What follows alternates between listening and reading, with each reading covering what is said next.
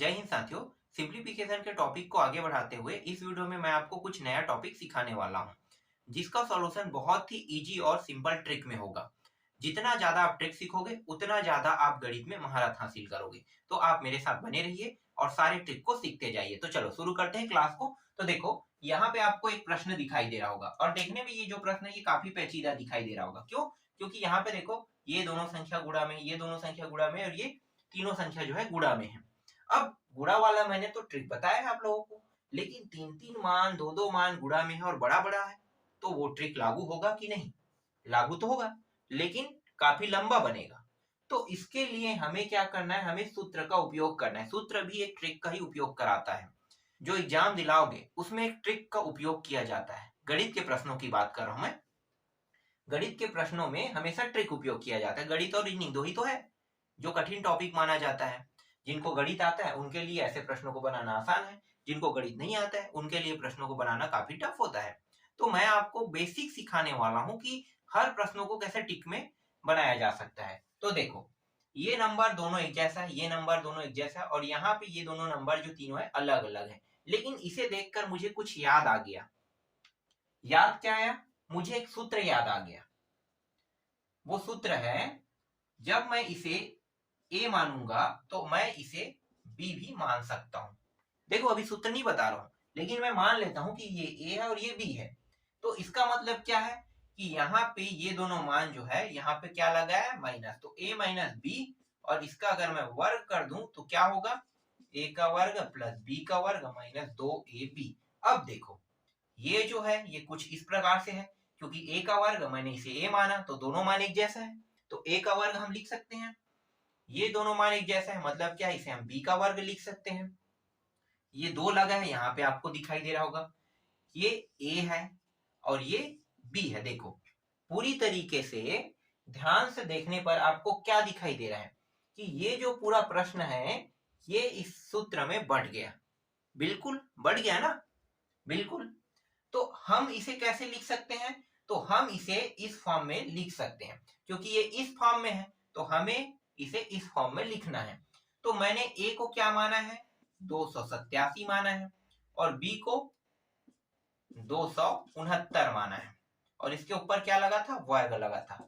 आगे हल करो तो यहाँ पे इन दोनों को घटा दो, तो घटाओगे तो कितना आएगा? 18 आएगा। 18 का वर्ग हो जाएगा क्योंकि यहाँ पे वर्ग लगा है, और 18 का वर्ग कितना होता है? 18 का वर्ग होता है 324। ठीक है, जैसा भी आपको गुणा करना है आप ऐसा भी गुणा कर सकते हो।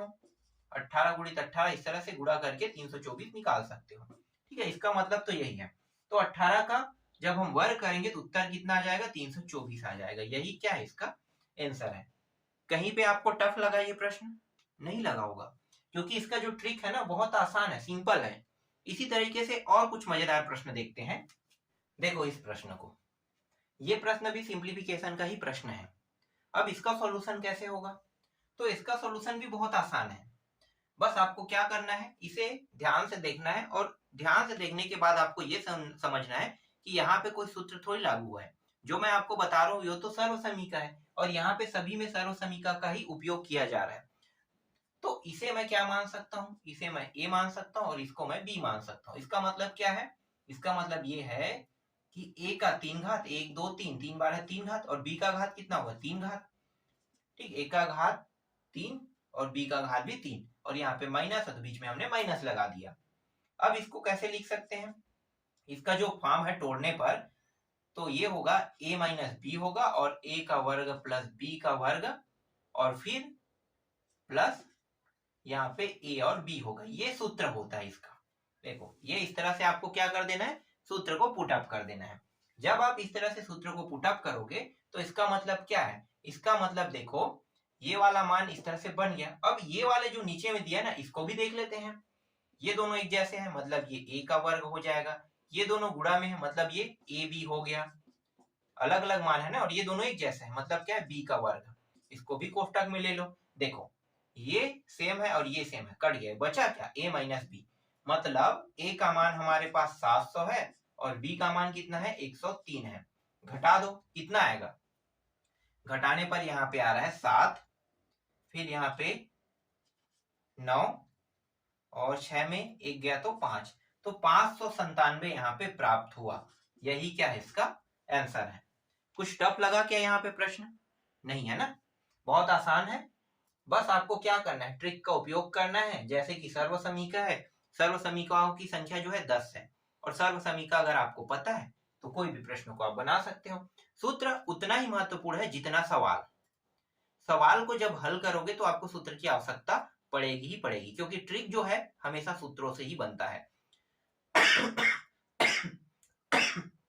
कभी भी सवालों से ट्रिक नहीं बनता है। हालांकि हम उन ट्रिकों को उपयोग करके सूत्र को हटा देते हैं। मान लो मुझे पता है तो मैं क्या करूंगा, मैं डायरेक्ट ना ये लिख दूंगा, ये जो पूरा प्रक्रिया हुआ इसको हटा दूंगा। क्यों? क्योंकि थोड़ा सा ऐसा करने पर क्या होगा, लंबा होगा, और मुझे याद है ये ट्रिक, तो मैं सीधा लिखूंगा इसको।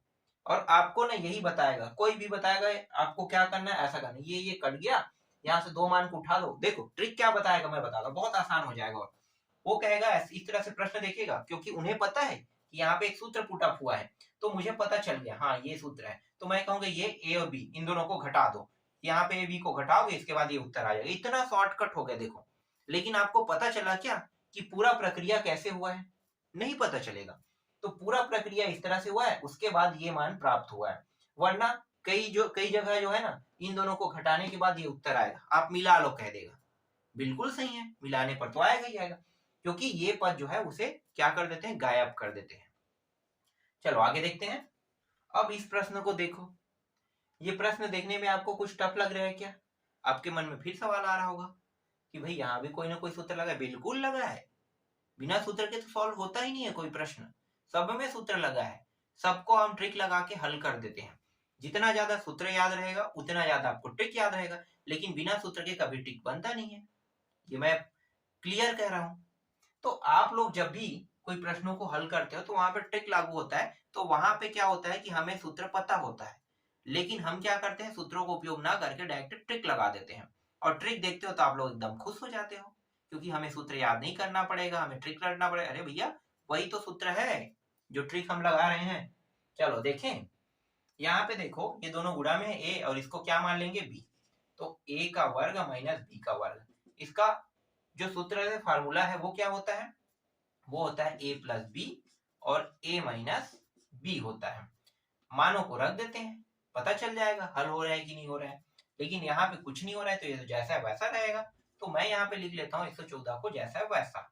ठीक, ए प्लस बी कर दें तो ये दोनों क्या हो जाएगा, घट जाएगा और जुड़ जाएगा, तो 258 प्लस 144, पहले प्लस कर देते हैं। दूसरे में क्या करना है, 258 प्लस 144 घटा देना है, और ये रहा 114। देखें घटाने के बाद कितना आ रहा है, तो इसको जब यहाँ पे प्लस नहीं घटाएंगे, ठीक है, घटाने के बाद ये जैसा है वैसा रहेगा, क्या जुड़ जाएगा ना, तो ये दोनों जोड़ देते हैं, तो ये हो जाएगा 8 4 12 का 2, हासिल इसमें चला जाएगा, 6 और 4 कितना हो जाएगा 10, 10 का शून्य, फिर हासिल यहाँ भी आ जाएगा, तो ये हो जाएगा 302 हो जाएगा। ठीक, तो ये हो गया 302 हो गया। अब यहाँ पे एक जो मान है, चलो इसको कोष्टक में ही रख लेते हैं, ये मान इसको घटा दो, तो यहाँ पे 4 आ जाएगा, फिर यहाँ पे 1 आ जाएगा, फिर यहाँ पे 1, और नीचे में क्या है 114 दिया हुआ, 114 कट गया, उत्तर क्या है आपका 302 आपका उत्तर आया। तो सिंप्लीफिकेशन के प्रश्न जो है कठिन नहीं होते हैं, कठिन आपको लगता है, बस आपको इस प्रकार से कुछ हल करना है।